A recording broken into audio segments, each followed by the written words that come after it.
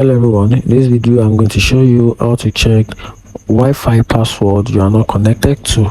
So for you to do that, you have to open your settings on your iPhone.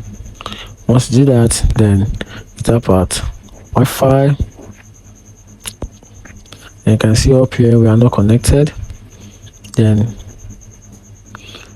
you tap at the last or the Wi-Fi you are once connected to on your iPhone. Once you have this, you can see this is the last Wi-Fi I'm connected to. Then you tap at the icon. Once you do that, you can tap on password.